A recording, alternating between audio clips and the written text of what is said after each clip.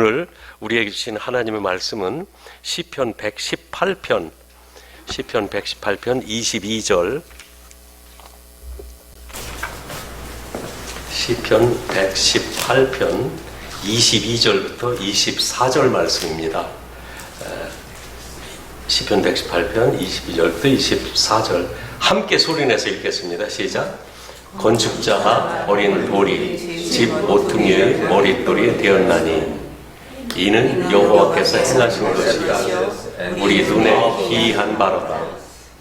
이날은 여호와께서 정하신 것이라 이날에 우리가 즐거워하고 기뻐하리로다.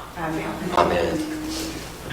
이제 우리 목사님 나오셔서 전 설교 제목을 보고 이렇게 멋진 설교 제목이 있구나. 한번 같이 해보십시다. 시작. 오늘이 최고의 마지막 날이라. 아멘. 다시 한번. 오늘이 최고로 행복한 마지막 날이라. 영어로 하려면 조금 앞에 다른 말 넣어야 되는데 그냥 이날이 최고의 날이라는 뜻만 반영하기 위해서 좀 서툴지만 저렇게 번역했습니다. 좀 이해하시고요. 이제 장경태 목사님 나오셔서 귀한 말씀 전해주실 때 큰 은혜 받으시기 바랍니다. 올라오실 때 박수로 환영해 주십시오.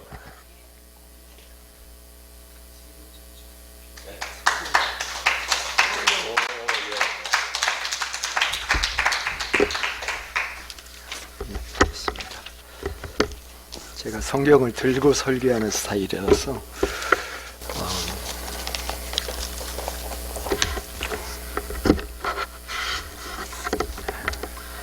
유타에 와보신 분 계시면 한번 손들어 보실래요? 네, 유타주에 와보신 분 몇 분 계시군요. 저는 유타주에서 36년을 살고 있습니다. 유탄이라고 스스로를 그렇게 얘기합니다. 36년 살면서 총회를 빠지지 않고 열심히 다녔습니다.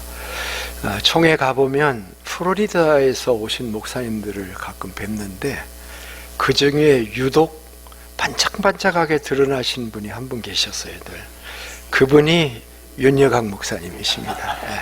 언제 봐도 밝고 그리고 점잖으시고 겸손하시고 그래서 언젠가는 좀 교제를 좀 나누고 싶다 하는 마음을 늘 가지고 제가 살았습니다. 이번에 우리 후배 목사님 집에 머무르면서 이렇게 오기 전에 이렇게 지도를 보니까 목사님 교회가 멀지 않더라고요.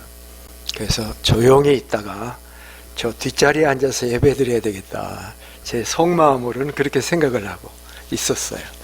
근데 목사님께서 먼저 이렇게 제안을 해주셔서 강단을 내주셔서 감사하고 고맙습니다. 여러분을 뵐 수 있어서 좋은 기억이 되리라고 생각합니다. 오늘 말씀의 본문을 여러분 기억해 주세요. 본문이 우리가 설교를 들으면 본문이 잘 생각 안 날 때가 있습니다. 본문은 시편 118편이죠, 그죠? 그것만 일단 기억하시면 됩니다. 시편이 독특한 책인 것을 여러분 아시죠? 이건 단순히 어떤 한 사람의 시가 아니라 계시가 담겨져 있는, 특별히 메시아적인 시들이 시편에 참 많습니다. 시편 2편부터 시작해서 그냥 한 사람의 감성을 표현한 게 아니라 그 속에 하나님의 계시가 담겨져 있는 시편이라는 것을 신약 성경의 저자들이 프루브하고 있습니다. 신약 성경을 읽어보면 시편을 인용해서 예수님을 많이 설명하잖아요. 그렇습니다. 시편에서 가장 짧은 시편,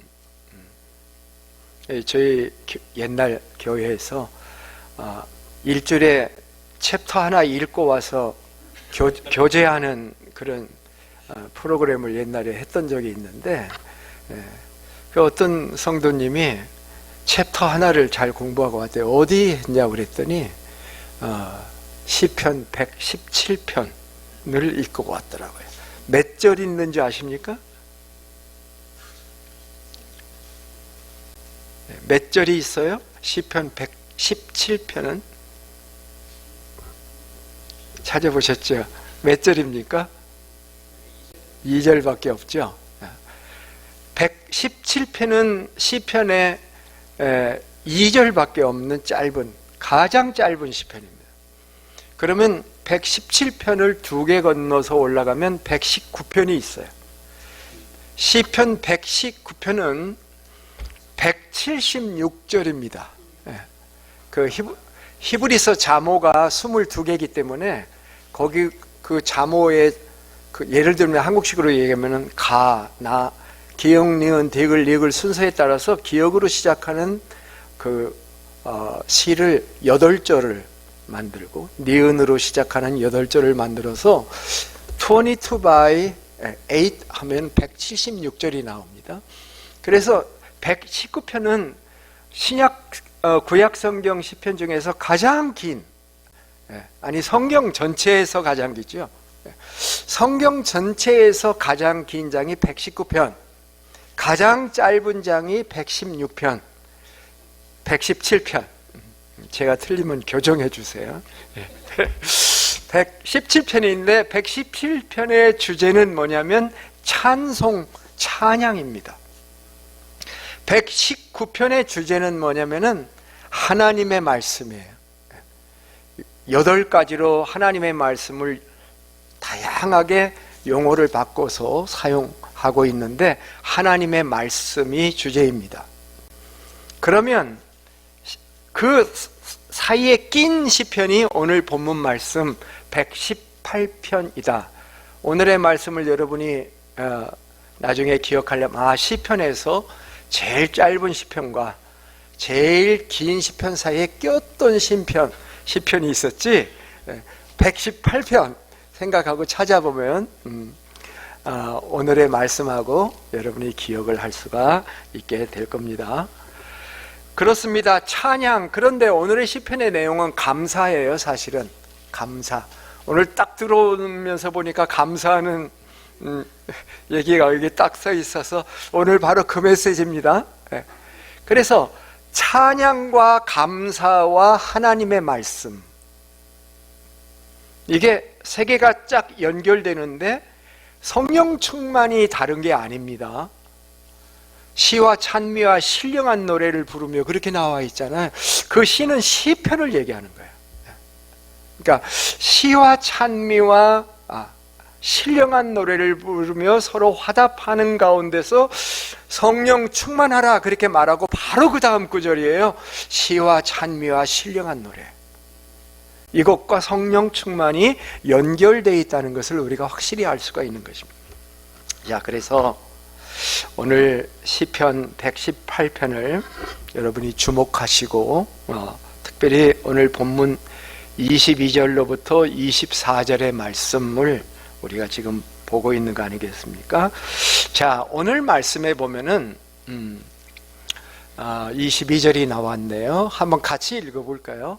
건축자가 버린 돌이 집 모퉁이의 머릿돌이 되었나니. 그 다음 구절, 이는 여호와께서 행하신 것이요 우리의 눈에 기이한 바로다.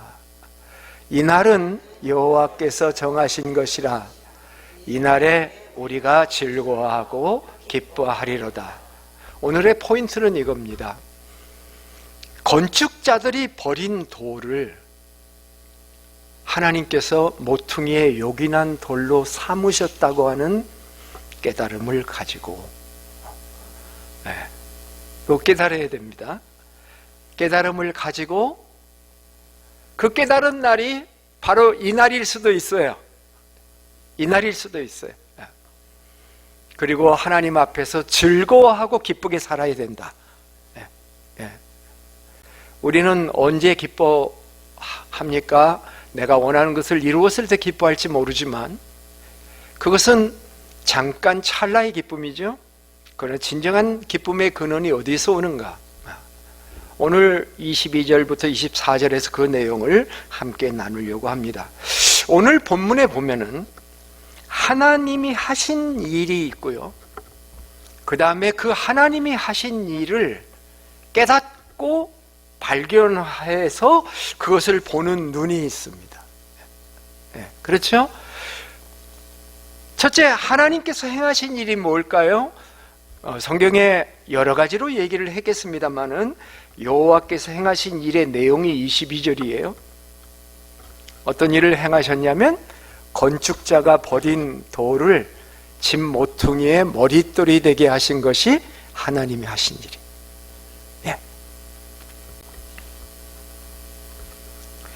이 이야기가 역사적인 배경으로 들어가서 상황하고 설명하면은 이 날은 하나님의 구원의 역사가 나타난 날입니다. 하나님이 대적을 물리치고 자기 백성을 구원하는 결정적인 사건이 나타난 날이죠. 어쩌면 이 날이 애굽에서 구원받은 날일 수도 있어요. 이집트에서 구원받은 날, 얼마나 감격했을까요? 그런데 가만히 생각해 보니 이집트라고 하는 나라가 이스라엘 백성들을 버린 돌처럼 아무 필요한 존재로 여기지 아니하고 버렸는데, 그 하나님께서 그 건축자인 이집트의 장인들이 바로가 버린 돌을 하나님이 하나님의 집의 모퉁이의 머릿돌이 되게 하셨다라고 하는 고백이 그 속에 담겨져 있을 수가 있는 것입니다. 이집트에서 이스라엘 백성들은 그런 대접을 받았습니다. 건축자들의 버린 돌이었습니다. 그런데 하나님께서 우리를 하나님의 집의 모퉁이의 머릿돌로 삼았구나 하는 감격, 그 감격에서부터 기쁨이 시작이 되었다. 우리의 기쁨이 어디서 와야 되는가요? 하나님의 구원의 은혜를 깨닫는 데서부터 우리의 기쁨이 오는 것이죠. 우리의 주일 예배는 하나님이 나를 구원하셨다, 쓸모없는 나를 하나님이 구원해 주셔서 하나님의 교회의 일꾼이 되게 하셨다는 감격이 있어요. 거기서부터 진정한 기쁨이 시작이 되어야 된다, 그런 메시지죠. 그런데 이것을 보는 눈이 필요하다는 거예요. 건축자들이 버린 돌을 하나님이 모퉁이의 돌이 되게 만들으셨다고 하는 안목, 그런 눈을 이 시편 기자는 가졌던 것입니다. 시편 기자가 그날을 출애굽의 날로 인식했다고 한다면, 신약 성경의 기자들은 또 다른 날로 인식을 합니다. 예를 들면 예수님의 수제자인 베드로 사도가 베드로전서 2장 4절로부터 8절에 이런 말씀을 했습니다. 같은 그 인용이죠. 저 시작을 딱 보세요. 건축자가 사람으로만 바뀌었죠, 그죠? 사람에게는 버림받으었으나 하나님께는 택하심을 입은 보배로운 산돌이신 예수께 나아가, 예수님을 뭐라고 표현했습니까? 사람들에게 버림받은 존재, 그분을 예수님으로 묘사하고 있습니다. 그랬죠. 그래서 십자가에 달리신 거잖아요. 십자가에 못 박으라, 못 박으라, 사람에게 버림받은 존재로 설명을 하고 있습니다.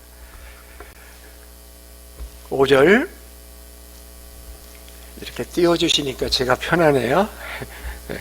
너희도 산돌같이 신령한 집으로 세워지고, 너희도, 이 말은 뭡니까? 너희도 사람에게 버림을 받았으나 라고 하는 전제가 깔리고 있는 거죠.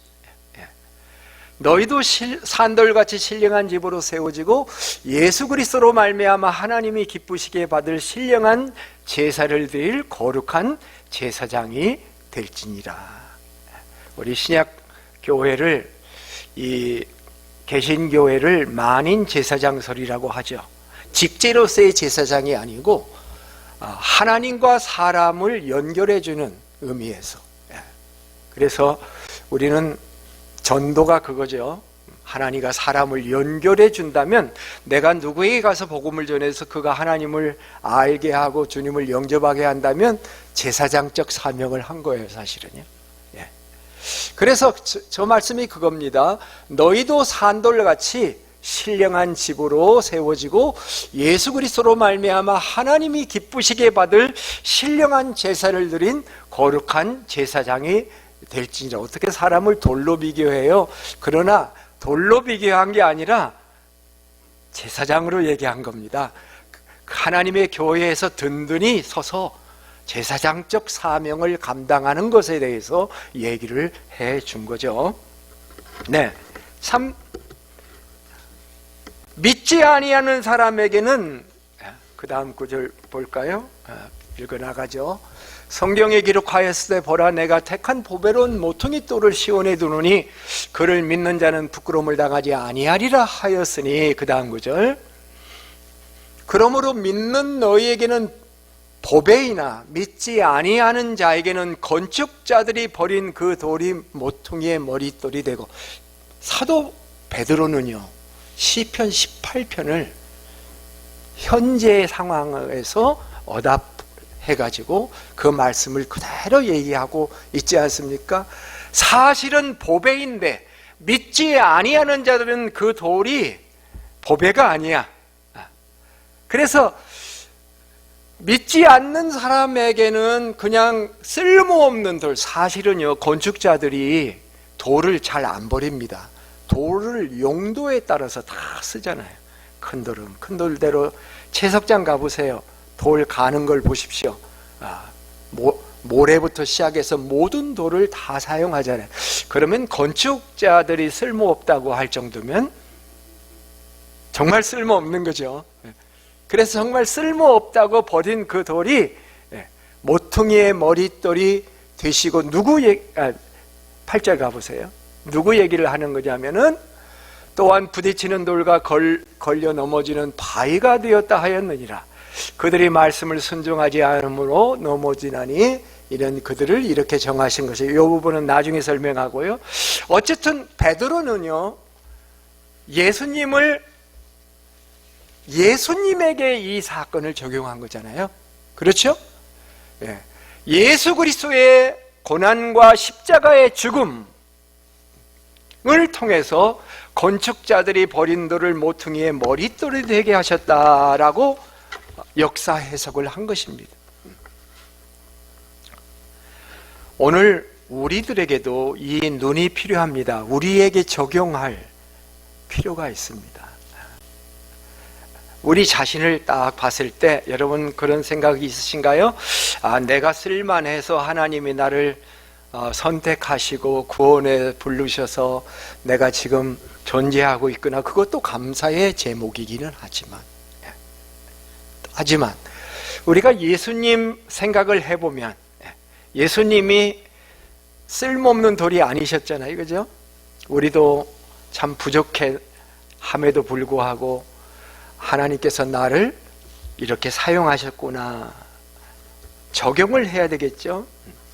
첫 번째 말씀드리고 싶은 것은 우리도 건축자들의 버린 돌이었습니다. 이렇게 고백할 수 있으시겠습니까? 이스라엘이 그러했던 것처럼, 예수님이 그리하였던 것처럼 우리도 그러할 수 있어야 됩니다. 고린도전서 1장 26절로부터 29절에서 사도 바울이 이런 고백을 한 것을 여러분 잘 아시죠? 형제들아 너희를 부르심을 보라.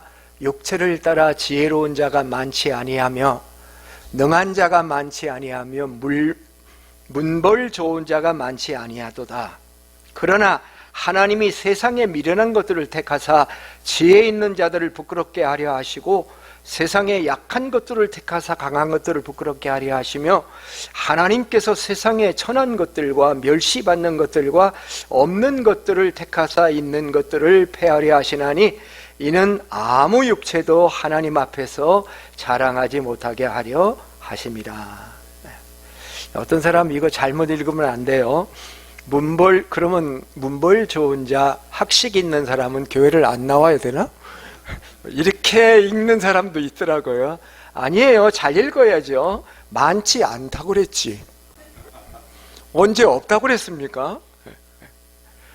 학식 있는 사람, 문벌 좋은 사람 많지 않다고 그랬잖아요. 많지 않다. 메저리티가 그렇지 않은 사람들이다 이거예요. 마이너리티는 더 좋은 사람도 있을 수 있다는 거예요. 사도 바울이 그렇게 표현을 했습니다. 예수님과 우리의 차이점은 뭐냐면 예수님은 모퉁이돌입니다. 우리가 모퉁이돌 하려고 하면 안 돼요. 예? 저도 교회를 건축해 봤습니다만은 그 기초석에 자기의 이름을 막 넣고 싶어 하는 분들이 있더라고요.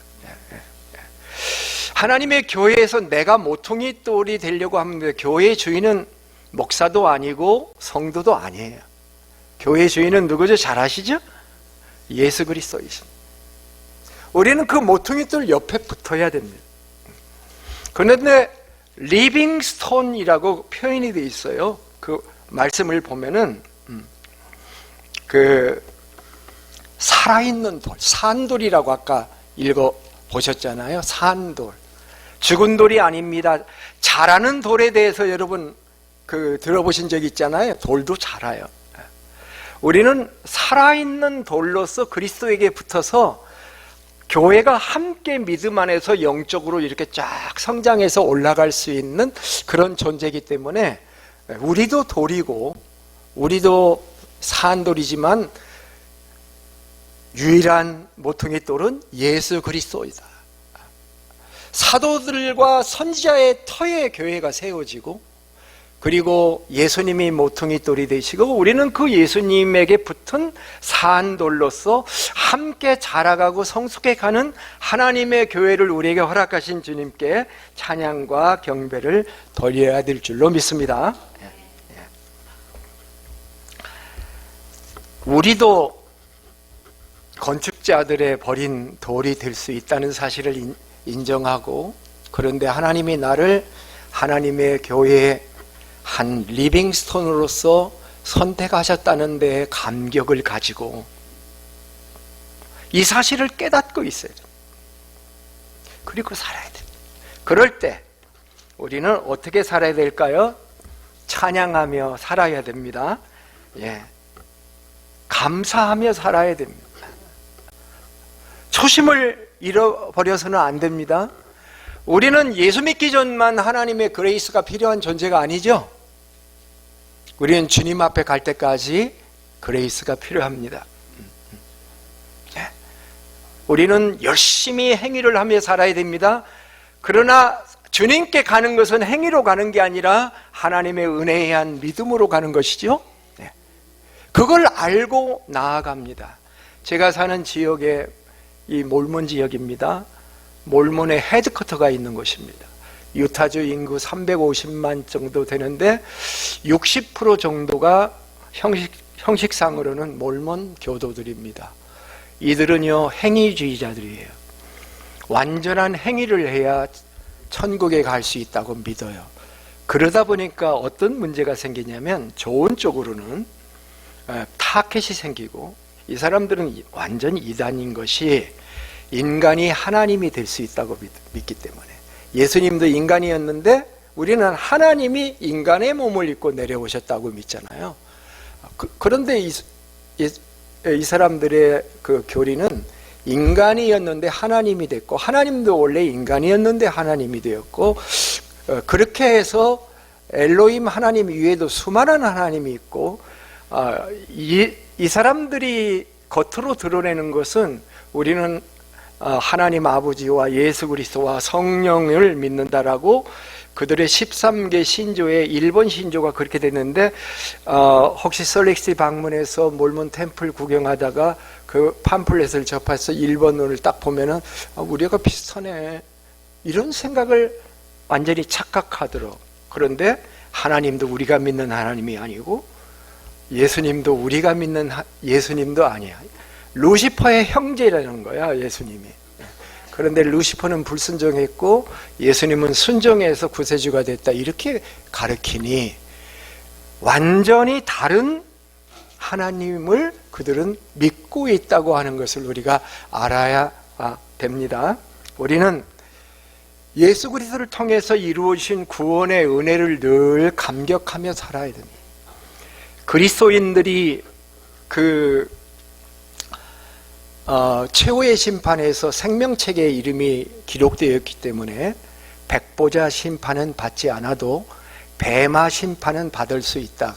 그리스도의 심판대인데 상급의 심판을 받을 수 있다. 그러니까 어떤 성도님들이 떨어요. 그 심판 받을 때 혹시 멸망으로 떨어질까? 그런 심판은 아니고 평생 살았던 그 삶에서 하나님께 헌신하고 눈물 흘리고 어려울 때 힘들어할 때 하나님을 신뢰하고 의지하고 교회를 떠나지 않고 붙잡았던 그러한 것들을 상급 주시겠다는 거거든요. 근데 그 그리스도의 심판대 앞에 낱낱이 드러날 것이다. 거기까지만 보면 떨려요, 사실은.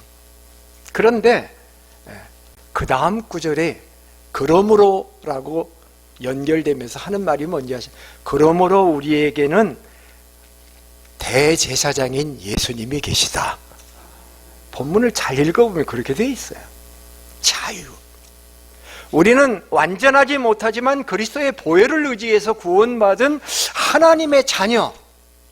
내 부족한 부분 역시 주님이 나의 죄를 위해서 담당해 주실 것을 믿고 대제사장을 의지해서 구원의 확신도 갖고 기쁨도 소유할 수 있는 것이 우리들인데, 몰몬들은 티끌만한 죄만 있어도 천국에 가지 못한다고 하는 컨셉으로 신앙생활을 하다 보니까 전국에서 우울증 처방제가 가장 많이 팔리는 곳이 유타입니다. 정말 심각해요. 자살률도 상당히 높습니다. 생각해 보세요. 경건하게 살려고 하는데 완전하지 못한 자신을 발견할 때마다 얼마나 좌절할 것인가를 한번 생각해 보세요. 불쌍한 사람. 자, 우리는 건축자가 버린 쓸모없는 나를 하나님이 구원해 주셔서 하나님의 교회의 일꾼으로 삼아 주셨다고 하는 그 시각을, 그 관점을, 그 안목을 놓지 말아야 돼요. 이것이 우리가 영원히 가지고 가야 될 것입니다. 첫 번째고요. 두 번째는 즐거워하고 기뻐해라 하는 말씀이 이제 24절에 나오는 말씀이죠. 이날은 여호와께서 정하신 것이라 이날에 우리가 즐거워하고 기뻐하리로다. 우리는 이것을 깨닫는 날이 그날이 될 수 있다고 아까 처음에 얘기를 했는데요. 이 구절을 통해서 우리가 봐야 될 것은 우리의 기쁨의 근원이 어디에 있느냐라고 하는 거예요. 시편 118편의 저자는 이런 건축자가 버린 돌인데 나를 하나님의 집에 모퉁이돌 혹은 리빙스톤 산돌 되게 해주신 그 하나님의 은혜에 감격했을 때 그것으로부터 오는 기쁨, 이것을 우리가 놓쳐서는 안 된다라고 하는 것입니다. 우리의 삶에 이런 깨달음이 있어야 됩니다. 주님의 일을 할 때 이런 깨달음이 있어야 됩니다. 이 기쁨의 자세를 잃어서는 안 된다. 주일마다 모일 때마다 오늘이라는 날이면 날마다 나같이 부족한 것을 하나님이 사용해 주시는구나. 저는 1990년에 유타에 있는 노을던 유타의 솔레시티 부근에 있는 레이턴이라고 하는 도시에서 31년 동안 사역을 하고 1차 리타이어를 했습니다. 그리고 지금은 거기서 4시간 반 정도 사우스로 내려와서 한인교회가 하나도 없는 한 20만 정도 되는 도시가 있는데 거기 한인교회가 하나도 없어서 그래도 소수의 한인들이 있겠지 하고서 찾아가서 한 3, 4년째 공동체를 만들어가고 있고 저희 집에서 주일 예배를 드리고 있고 그런 공동체를 운영하고 있습니다. 제가 31년 동안 사역을 마치고 물론 그 전에 한국에서 군목으로 10년 동안 사역도 했고 그런데 요즘에 제 소감은 그거예요. 지난 기간 동안의 삶을 이렇게 바라보면서 참 참 하나님이 분노할 만한, 하나님 입장에 봤을 때 제가 행한 일에 대해서 분노할 만한, 하나님의 심기를 거스리는 그런 삶도 참 많이 살았는데, 나 같으면 탁 잘라서 하루아침에 불러버리거나 그럴 수 있었는데, 나같이 부족한 사람을 살려주시고 킵해 주시고 마지막에 은퇴를 할 수 있도록 허락하셨구나 하는 것에 대한 감격이 너무너무 많아서 한동안 울고 다녔어요. 지금도 똑같은 마음을 가지고 공동체를 섬기고 있습니다. 에레미야 선지자가 그런 말을 했죠. 에레미야 애가 3장 22절 23절에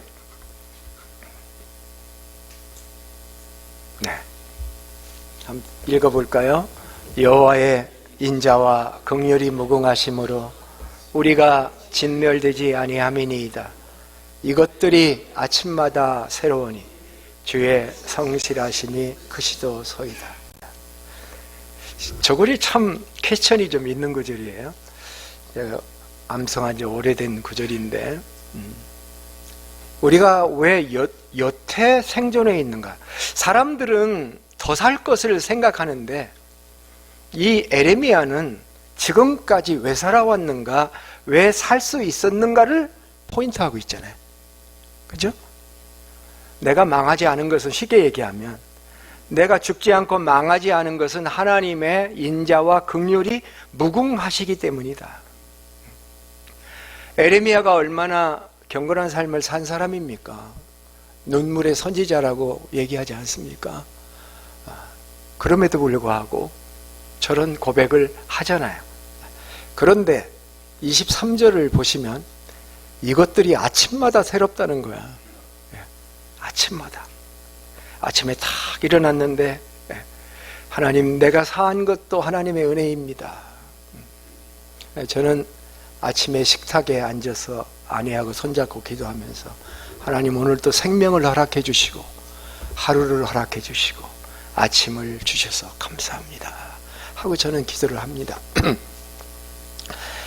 아침마다 새로워야 됩니다. 이게 아침마다 새로워요. 그런데 주의 성실하심이 크시도소이다. 저는 저 구절을 어떻게 받아들이냐면, 이걸 또 생각나게 해주는 게 주님이셔. 생각나게, 성실하게, 그 말이 아닌가, 저는 이렇게 받아들여요. 이만큼이면 됐으니까 네 힘으로 살아가고 싶어? 네가 잘났다고 생각하니? 나 같은 사람 없다고 생각해? 나 아니었으면 너는 벌써 진멸했어. 주의 성령께서, 하나님께서 아침마다 가르쳐 주신다. 이 고백 아닐까? 그 주의 성실에 대한 해석은 제 해석이에요. 그건 정확한지는 모르겠어요. 일반적으로 주님의 일을 하다 보면 이 감사를 잃어버릴 때가 참 많습니다. 매너리즘에 빠지다 보면 이 감사를 상실해요. 특별히 주님의 일을 하다가 어려운 일이 부딪히면, 뜻대로 잘 안 되는 것 같으면 이 감사를 상실합니다. 거기에 샘플이 예수님이에요. 마태복음 11장 16절로부터 28절을 좀 쭉 한번 같이 읽어 나갈까요? 같이 읽죠. 이 세대를 무엇으로 비유할까? 비유하건대 아이들이 장터에 앉아 제 동물을 불러 이르되 우리가 너희를 향하여 피리를 불어도 너희가 춤추지 않고 우리가 슬피 울어도 너희가 가슴을 치지 아니하였다 함과 같도다. 요한이 와서 먹지도 않고 마시지도 아니하매 그들이 말하기를 귀신이 들렸다 하더니 와서 먹고 마심에 말하기를 먹기를 탐하고 포도주를 즐기는 사람이요 세리와 죄인의 친구로다 하니 지혜는 그 행한 일로 인하여 옳다함을 얻느냐. 잠깐 스톱. 자, 여러분 뭘 보세요? 예수님에 대한 악평을 볼 수 있어요. 네. 그죠? 사역자에 대한 악평이에요, 저게. 예수님이 왔는데 요한하고 다르다고 지금 악평하고 있죠. 예수님이 오시면 달라질까 했는데 예수님이 오셨는데도 이런 일이 벌어져요. 그러니까 예수님 같은 목사님을 모셔도 똑같겠죠? 예수님도 저런데? 자, 그 다음 20절부터 읽겠습니다. 20절. 예수께서 권능을 가장 많이 베푸신 고을들이 회개하지 아니하므로 그때 책망하시되 화 있을진저 고라시나 화 있을진저 베세다야 너희에게서 행한 모든 권능을 두로와 시돈에서 행하였더라면 그들이 벌써 베옷을 입고 재에 앉아 회개하였으리라. 내가 너희에게 이르노니 심판날에 두로와 시돈이 너희보다 견디기 쉬우리라. 가버나움아 내가 하늘에까지 높아지겠느냐 음부에까지 낮아지리라. 내게 행한 모든 권능을 소돔에서 행하였더라면 그 성이 오늘까지 있었으리라.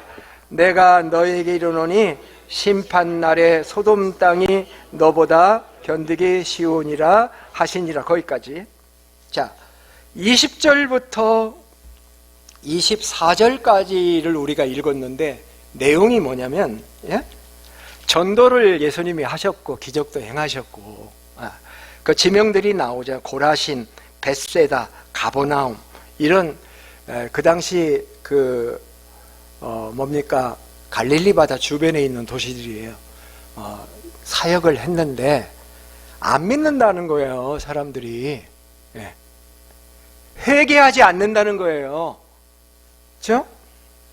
전도 사역을 했는데 전도 사역의 결과가 신통찮은 거예요. 예수님이 했는데도. 그래서 예수님의 분노가 그 속에 담겨져 있잖아요. 너희들이 곧 심판받을 거다. 막 그 예수님의 분노. 첫 번째 문단 우리가 봤을 때는 예수님의 사역에 디피컬티가 있어요. 막 악평을 받고. 그 다음에는 사역의 결과도 신통찮아. 회개를 하지 않아. 자, 25절 보겠습니다. 25절부터 마지막 절까지 읽어 나갈 때 싹 올려줄 수는 없지. 한 채널이니까. 오케이. 25절 읽겠습니다. 그때 예수께서 대답하여 이르시되 천지의 주제이신 아버지여 이것을 지혜롭고에게는 숨기시고 어린아이들에게는 나타내심을 감사하나이다. 옳소이다. 이렇게 된 것이 아버지의 뜻이니이다. 내 아버지께서 모든 것을 내게 주셨으니 아버지 외에는 아들을 아는 자가 없고 아들과 또 아들의 소원대로 계시를 받은 자 외에는 아버지를 아는 자가 없느니라. 자, 여기까지. 우선 여기까지. 저는요 예수님의 감격을 봅니다. 감격을 봐요. 예수님의 깨달음을 봅니다. 이 구절에서 예수님이 복음을 전해도 회개하지 않는 사람들을 보면서 낙심하는 게 아니라 깨닫는 게 있어. 이 세대를 바라다 보면서 탄식하다가 이 탄식이 감사로 바뀌었어요.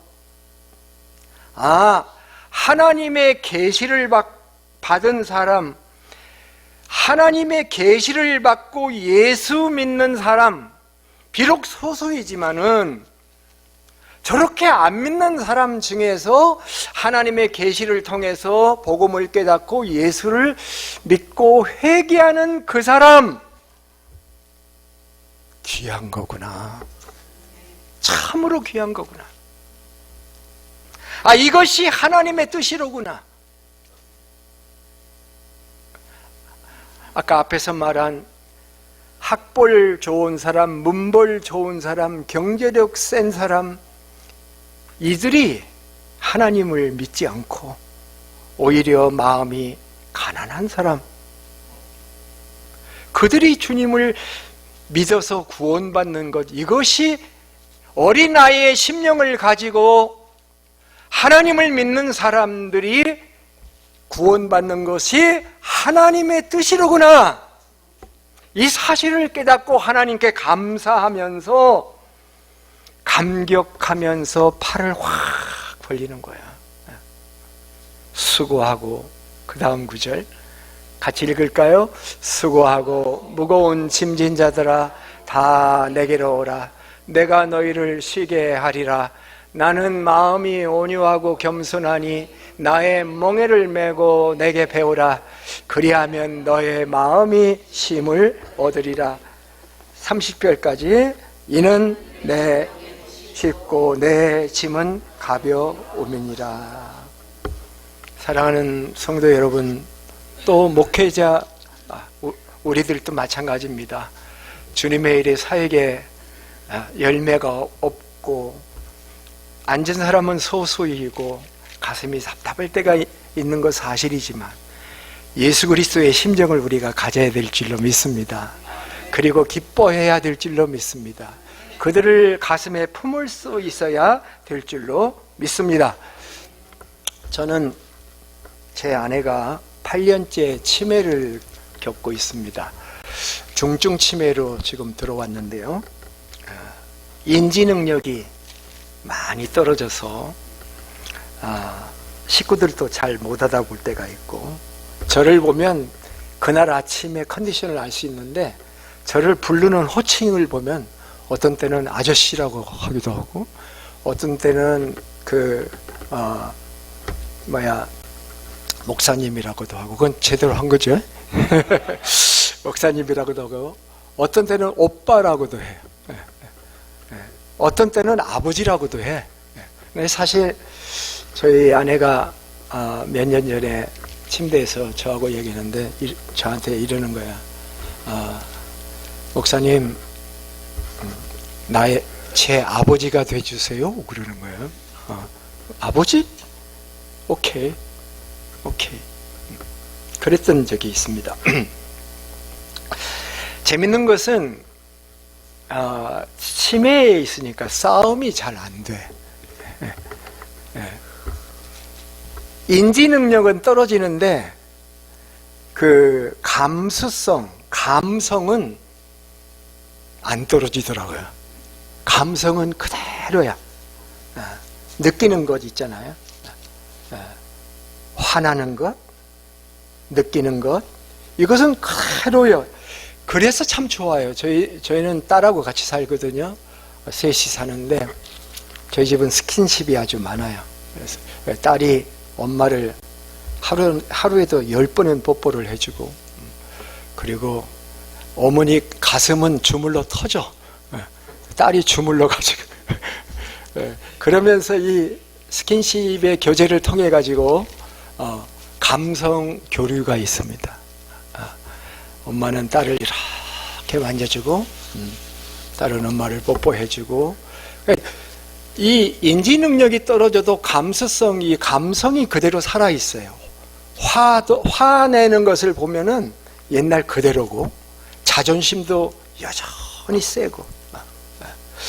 그래서 그 감성이 살아있는 게 나는 참 감사하다 이렇게 생각을 해요.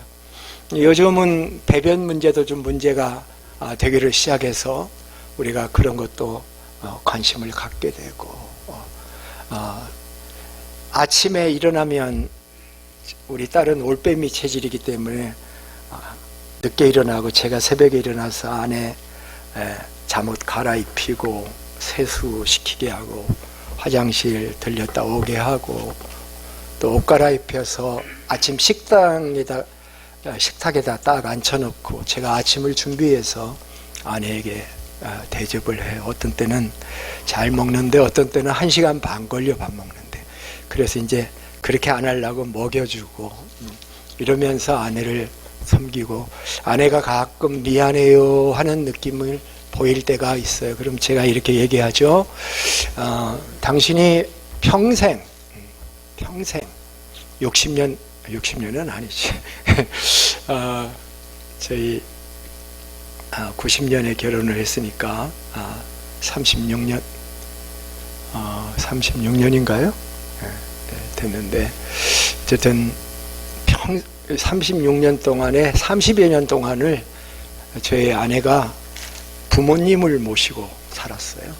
또 장모님까지, 노인 3분을 잘 모시고 살다가 돌아가셨는데, 3분 돌아가시고 나니까 저희 나이가 다 60이 넘었더라고요. 어쨌든 그렇게 부모님들을 잘 섬겨준 아내였기 때문에, 당신이 평생 음식을 잘 준비해서 했으니까 내가 당신 이거 이 짧은 시간에 아침 하나 해주는 거 이거 별거 아니니까 신경 쓰지 마, 그렇게 얘기하면서 삽니다.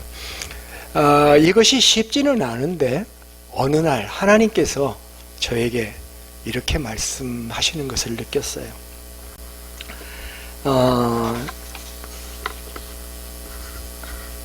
이제 하나님이 저한테 이름을 불러요. 경태야, 너 오늘이 가장 행복한 날인 거 아니? 그렇게 저한테 물어보시는 거야. 오늘이 가장 행복한 날인 거 너 알아? 그 대답을 못했어요. 근데 이제 그 질문을 가지고 곰곰이 생각하니까 포인트는 그거였어요. 네 아내가 내일 더 나빠질 수 있고 모레 더 나빠질 수 있고 그 다음날 누구세요 할 수도 있고, 예? 그렇잖아요? 그러면 네가 행복한 날이 언제야? 오늘이 가장 행복한 날이잖아. 예? 내일보다 오늘이 행복한 날이잖아. 즐겨, 감사해. 마치 하나님께서 그렇게 말씀하시는 것 같아요. 우리는 많은 사람들이 내일의 행복을 꿈꾸고 있지만 사실은 오늘이 가장 우리의 생애에 행복한 날이 될 수 있는 거잖아요. 그래서 그 이후에 저는 오늘이 가장 행복한 날이다 라는 생각을 하면서 감사하면서 살고 있습니다. 사랑하는 성도 여러분, 오늘이 최고로 행복한 마지막 날인 것처럼 우리가 산다면 어떨까요? 신앙생활의 파워는 오늘을 어떻게 사느냐에 달려 있습니다. 내일의 장밋빛을 꿈꾸는 자들이 아니라 하나님이 허락하신 오늘이라고 하는 날 동안 성령 충만하게 사는 것, 그것이 참된 행복인 줄로 믿습니다. 히브리서 3장 7절부터 14절을 읽어보겠습니다. 그러므로 성령이 이르신 바와 같이 오늘날 너희가 그의 음성을 듣거든 광야에서 시험하던 날에 기억하던 것 같이 거기서 너희가 열조가 나를 시험하여 증험하고 40년 동안 나의 행사를 보았느니라. 그러므로 내가 이 세대에게 노하여 이르기를 그들이 항상 마음이 미혹되어 내 길을 알지 못하는도다 하였고, 내가 노하여 맹세한 바와 같이 그들은 내 안식에 들어오지 못하리라 하였느니라. 형제들아, 너희는 삼가 혹 너희 중에 누가 믿지 아니하는 악한 마음을 품고 살아계신 하나님에게서 떨어질까 조심할 것이요. 13절을 주목해 주세요. 오직 오늘이라 일컫는 동안에 매일 피차 권면하여 너희 중에 누구든지 죄의 유혹으로 완고하게 되지 않도록 하라.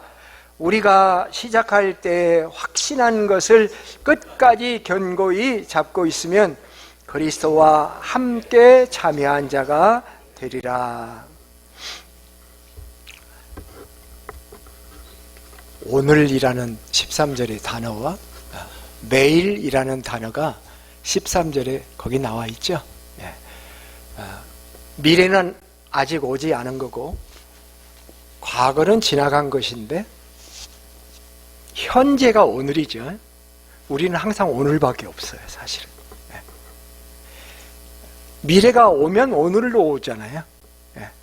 오늘이라는 날 동안 매일 하나님 앞에서 최선을 다하며 하나님의 은혜를 생각하면서 감사하면서 하나님의 뜻이 뭡니까? 천국에 와서 기뻐해라. 그게 하나님의 뜻이 아니잖아요. 오기 전에 여기서부터 기뻐해라. 여기서. 네. 그것이 하나님의 말씀이죠. 데살로니가전서 5장 16절부터 18절 여러분이 너무 잘 아는 구절이죠. 항상 기뻐하라. 쉬지 말고 기도하라. 범사에 감사하라. 이는 그리스도 예수 안에서 너희를 향하신 하나님의 뜻이니라. 하나님의 뜻을 몰라서 내가 살 수 없어요. 우리는 할 수 없죠. 하나님의 뜻은 아직 안 갔어요. 백업. 기뻐하는 것도 이모션이거든요. 감사도 이모션에 속한 겁니다.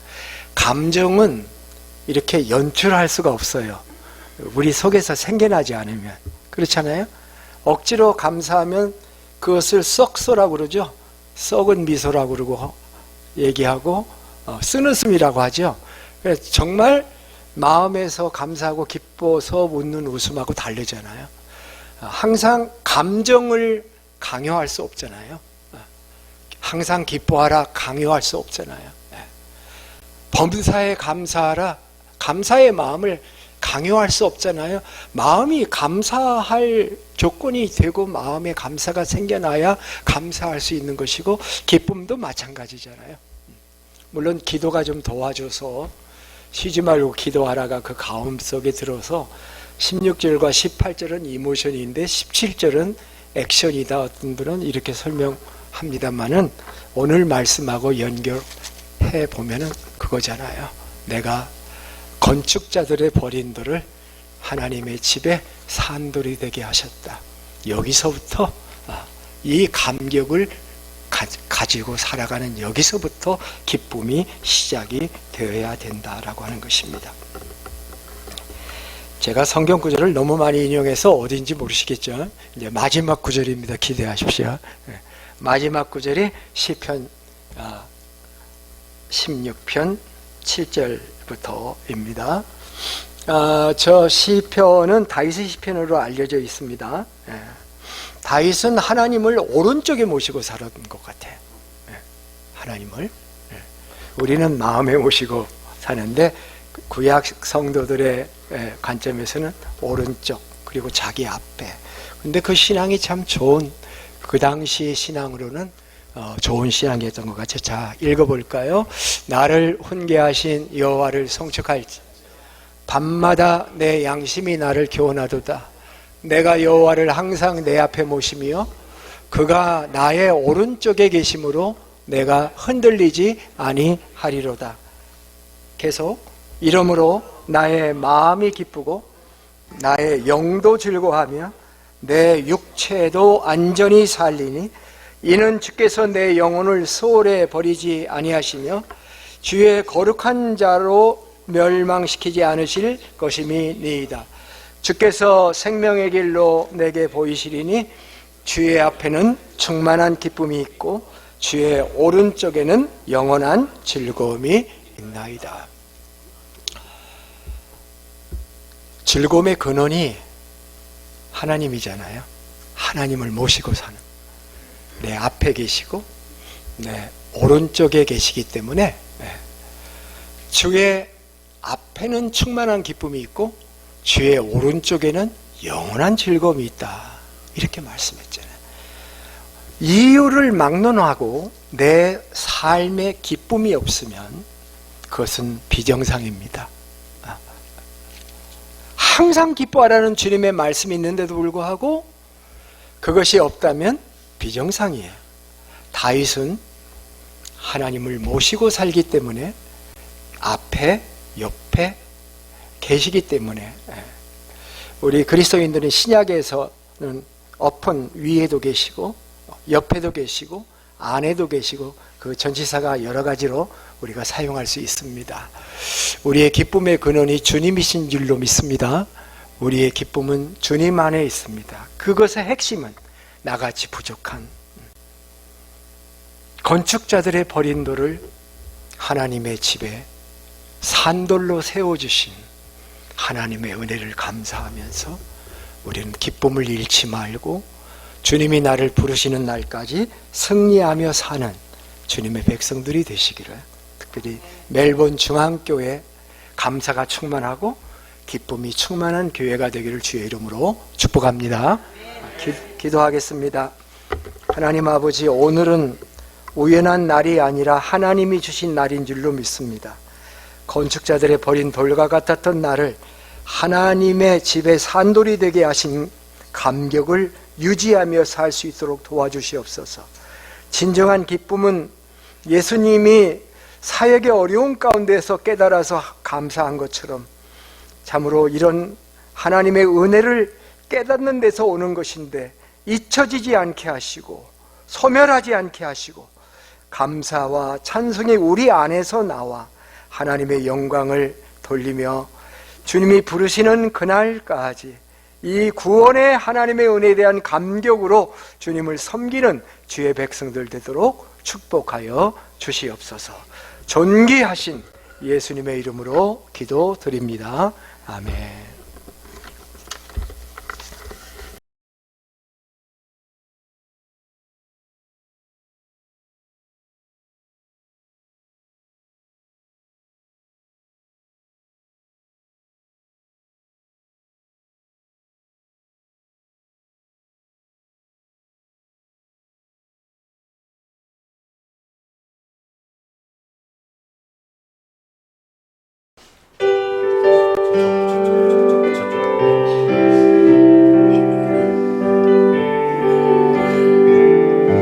변찮는 주님의 사랑과 거룩한 보혈의 공로를 우리 다 찬양을 합시다. 주님을 만나볼 때까지 예수는 우리를 깨끗게 하시는 주시니 그의 피 우리를 눈보다 더 희게 하셨네. 우리를 깨끗게 한 피는 무궁한 생명의 머리새, 생명의 구원을 받은 자 하나님 찬양을 합시다. 예수는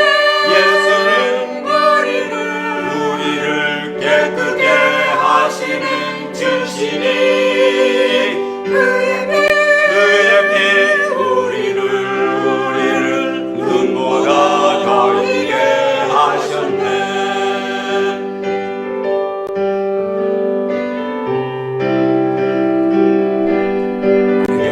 힘차게 빨리 십자가 단단히 붙잡고 날마다 이기며 나가세.